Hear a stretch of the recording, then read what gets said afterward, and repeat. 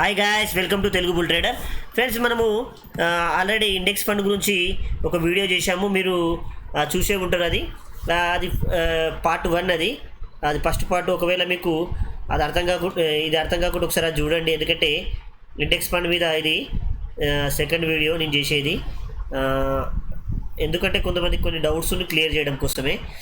చూడండి ఫ్రెండ్స్, ఈ index fund వాళ్ళు మనం ఇండెక్స్ ఫండ్లో ఇన్వెస్ట్ చేస్తే వీళ్ళు ఎక్కడ ఇన్వెస్ట్ చేస్తారు మరి డబ్బులు అంటే, వీళ్ళు నిఫ్టీ 50 కంపెనీస్లో ఇన్వెస్ట్ చేస్తారు ఫ్రెండ్స్. నిఫ్టీ 50 ఇవి మన ఇండియన్, ఇవి మెయిన్గా చెప్పాలంటే మన ఇండియన్ నేషనల్ స్టాక్ ఎక్స్చేంజ్లో ఎన్ఎస్సి మీరు ఏదైనా చూసుకోండి.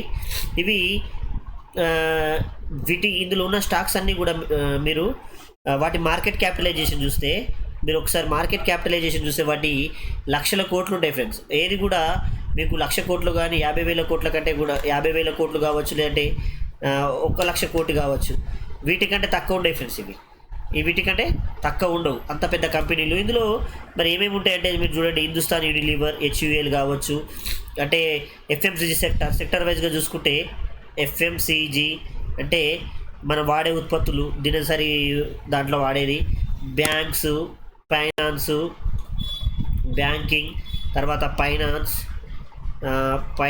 మళ్ళీ తర్వాత మీరు చూస్తే సిమెంటు, మెటల్ అంటే మెటల్ ఉంటుంది. మళ్ళీ ఐటీ స్టాక్స్, ఇలాగా ఒక్కొక్క స్టాక్ అన్నీ మన భారతదేశంలో ఏ రంగంలో గ్రోత్ ఉన్న స్టాక్ ఉంటుంది. అంటే ఇప్పుడు ఫర్ ఎగ్జాంపుల్ బ్యాంకింగ్ సెక్టార్లో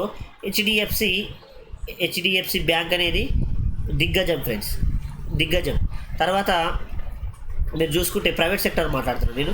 తర్వాత ఐసిఐసిఐ, తర్వాత యాక్సిస్, తర్వాత ఇవన్నీ కూడా ఇండస్ఇండ్ బ్యాంక్, ఇవన్నీ కూడా తర్వాత వస్తాయి. తర్వాత ప్రభుత్వ సంస్థకు సంబంధించి ఎస్బీఐ, ఇవన్నీ కూడా కెనరా, ఇవన్నీ కూడా ఇందులో ఉంటాయి ఫ్రెండ్స్. అలాగా అంటే ఒక సెక్టర్లోని దిగ్గజాలన్నీ కూడా ఇందులో ఉంటాయి. ఇవి మహాబలి ఏమంటారు ఫ్రెండ్స్, మన దేశంలోనే మహాబలులు అని చెప్పొచ్చు, లేదంటే గజరాజులు అని చెప్పొచ్చు. అంత మార్కెట్ క్యాపిటలైజేషన్ కంపెనీలు. కావాలంటే ఒకసారి మీకు ఇట్లా మీరు వెళ్ళి క్రోమ్ మన ఏమంటారు మీ గూగుల్లోకి వెళ్ళి నిఫ్టీ 50 స్టాక్స్ అని కొట్టండి. ఇలా వచ్చేస్తుంది. నిఫ్టీ 50 స్టాక్స్ లిస్ట్ అంతా కూడా వచ్చేస్తుంది. చూడండి, ఈరోజు పెరిగింది ఇది. కాకపోతే వీటి లిస్టులో మీకు కావాలనుకున్నప్పుడు ఇక్కడ చూడండి, నిఫ్టీ 50లో శ్రీ సిమెంట్ ఉంది, బీపీసీఎల్, యాక్సిస్, హెచ్డిఎఫ్సి, ఇవన్నీ ఫ్రెండ్స్, ఇవన్నీ కొటాకు, ఇవన్నీ కూడా డాక్టర్ రెడ్డీస్ హాస్పిటల్స్ సంబంధించి, Hero motors, Eicher motors, JSW cement, Titan, ఇవన్నీ కూడా కంపెనీస్ ఫ్రెండ్స్. ఇందులో ఉండే కంపెనీస్, ఇందులో నిఫ్టీ 50లో ఉండే కంపెనీస్, మన ఈ నిఫ్టీలో ఉండే కంపెనీస్. రైట్. నెక్స్ట్ ఈ కంపెనీలలో మనం ఏదైతే ఇండెక్స్ ఫండ్ తీసుకుంటున్నామో వాళ్ళు ఈ నిఫ్టీ 50లో ఇన్వెస్ట్ చేయడం జరుగుతుంది. ఒకటి. రెండవది ఎవరు ఎలిజిబుల్. చూడండి ఫ్రెండ్స్, చాలామంది నాకు అడుగుతున్నారు దీనికి ఎవరు ఎలిజిబుల్, ఎవరెవరు చేయొచ్చు, అంటే ఏ ఏజ్ వాళ్ళు చేయొచ్చు అనేసి చాలామంది అయితే అడగడం జరుగుతుంది.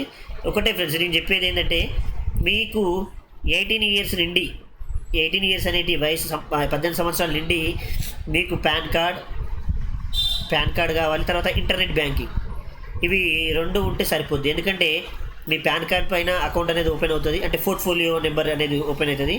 పోర్ట్ఫోలియో నెంబర్ అంటారు ఫ్రెండ్స్ దీన్ని. పోర్ట్ఫోలియో నెంబర్ అనేది ఓపెన్ అవుతుంది. తర్వాత ఇంటర్నెట్ బ్యాంకింగ్లో మీరు బిల్డర్, అంటే ఎవరైతే బిల్ తీసుకుంటారో ఆ బిల్డర్ నెంబరు ఇక్కడ పెడితే అది మీరు అక్కడ పోయి ఏం చేయండి అంటే mutual funds, UTI mutual funds, మీరు యూటీఐ ఓపెన్ చేసిరనుకోండి, యూటీఐ మ్యూచువల్ ఫండ్స్ అని ఉంటుంది.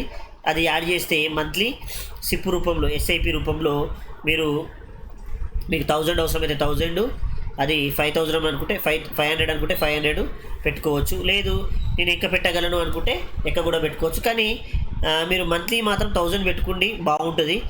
ఇది పెరుగుతున్న క్రమంలో 1000 నడవనివ్వండి. ఎప్పుడైతే మార్కెట్లో ఫాల్ వస్తుందో అప్పుడు ఇంకొంచెం ఎక్స్ట్రా అమౌంట్ యాడ్ చేయండి. అంటే యూనిట్స్ మీకు తక్కువలో ఎక్కువ వస్తాయి. ఇలా పడుతున్నప్పుడల్లా మీరు యాడ్ చేస్తే మీరు ఎక్కువను క్యాప్చర్ చేయొచ్చు. దీని గురించి నేను వీడియో చేస్తానని చెప్పాను, అది చేస్తాను. ఇవి ఫ్రెండ్స్, ఇంకోటి కొంతమంది మిత్రులు కూడా అడుగుతున్నారు గవర్నమెంట్ ఎంప్లాయీస్ అప్లై చేయొచ్చు అని.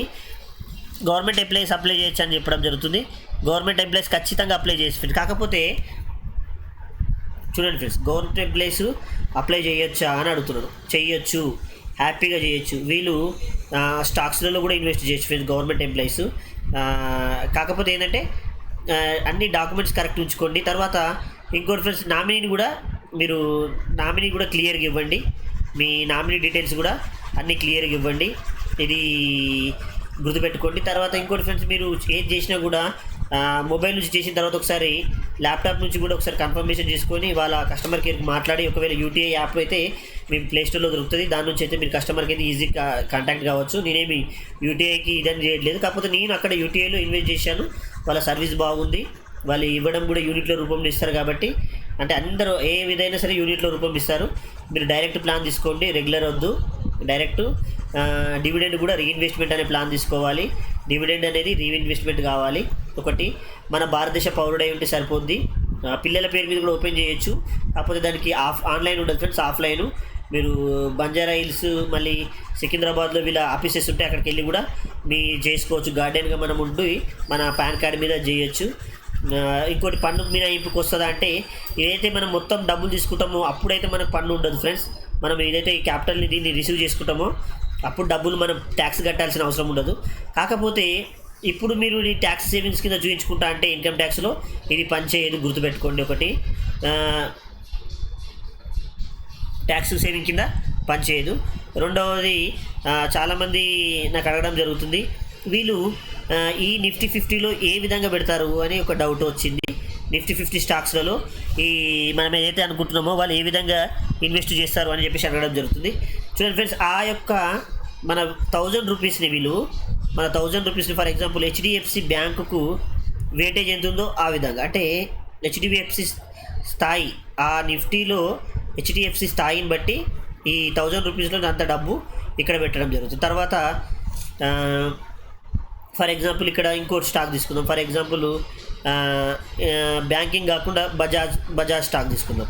బజాజ్ ఫైనాన్స్ ఆర్ బజాజ్ ఏదైనా సరే, దీనికి ఒక వెయిటేజ్ ఉంటుంది. అంటే సెబీ నిర్ణయించి ఉంటుంది దాని వెయిటేజ్ ప్రకారం ఇందులో ఇన్వెస్ట్ చేయడం జరుగుతుంది. ఒకటి గుర్తుపెట్టుకోండి. తర్వాత మనకు ఇది ఒకటేసారి మనము ఒక స్టాక్లో ఇన్వెస్ట్ చేసినట్టు కాదు. నిఫ్టీలో ఉన్న 50 స్టాక్స్ పైన, అంటే నిఫ్టీ 50ని మనం కొంటున్నాం కాబట్టి నిఫ్టీలో ఉన్న 50 స్టాక్స్ పైన మనం ఇన్వెస్ట్ చేసినట్టు, అంటే బాస్కెట్. దీన్నే ఒక రకంగా చెప్పాలంటే బాస్కెట్ ఇన్వెస్ట్మెంట్ అని కూడా అనొచ్చు ఫ్రెండ్స్. అంటే ఇక్కడ మనం 50 స్టాక్స్ మీద ఇన్వెస్ట్ చేస్తున్నాం మనం ఒకటేసారి.